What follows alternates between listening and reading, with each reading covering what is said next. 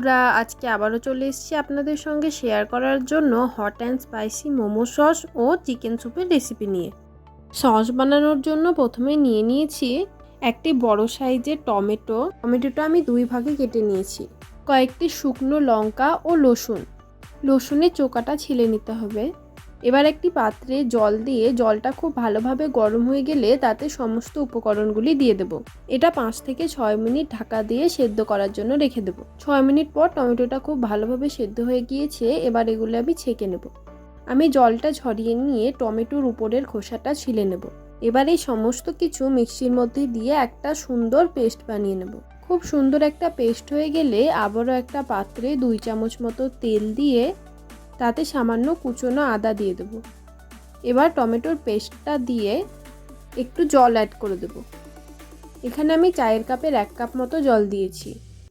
ছোটো চামচের 1 চামচ চিনি ও স্বাদ মতো লবণ দিয়ে একটু নেড়েচেড়ে নিয়ে এতে দিয়ে দেব 1 চামচ মতো টমেটো কেচাপ, দিয়ে দেব সামান্য একটু ডার্ক সয়া সস। এগুলি খুব ভালোভাবে মিশিয়ে নিয়ে একটু ফুটিয়ে নিলে আমাদের hot and spicy homemade momo sauce একদম রেডি হয়ে যাবে। মোমো সসটা রেডি হয়ে গিয়েছে। এবার আমরা স্যুপটা বানিয়ে নেব।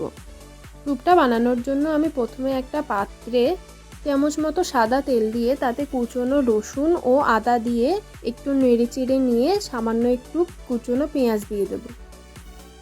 এগুলো একটু ভালো করে নেড়েচেড়ে নিয়ে তার মধ্যে দিয়ে দেব কুচনো গাজর ও কয়েকটা ক্যাপসিকাম।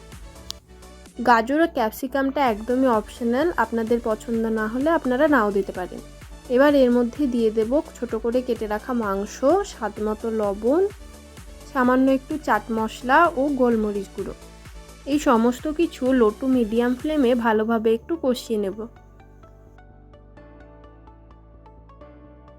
এটা একটু কষানো হয়ে গেলে এর মধ্যে দিয়ে দেব পরিমাণ মতো জল।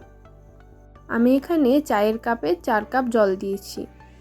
এবার আমি মাংসটা সেদ্ধ করার জন্য কিছুক্ষণের জন্য ঢাকা দিয়ে রেখে দেব। 7 মিনিট পর ঢাকনাটা খুলে মাংসগুলো তুলে চামচের সাহায্যে একটু গলিয়ে নেব। আপনারা যদি মাংসগুলো গোটা গোটা রাখতে চান তবে স্যুপ থেকে আর তোলার দরকার নেই। একটু গলিয়ে দিলে টেস্টটা খুব সুন্দর আসে। এবার আমি এর মধ্যে দিয়ে দেব কর্নফ্লাওয়ার ও জলের মিশ্রণ। আমি এখানে 1 কাপ জলে ছোট চামচের 1 চামচ কর্নফ্লাওয়ার ঘুলে দিয়ে দিয়েছি। এতে স্যুপটা একটু গাঢ় গাঢ় হয়। এবার আমি স্যুপের জন্য সস রেডি করে নেব।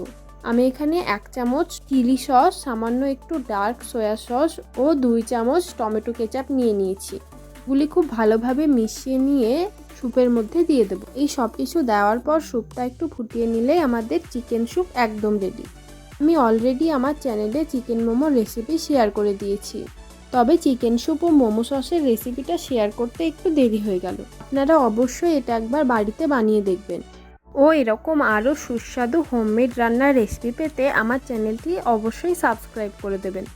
ভিডিওটি ভালো লেগে থাকলে লাইক, শেয়ার ও কমেন্ট করে দেবেন।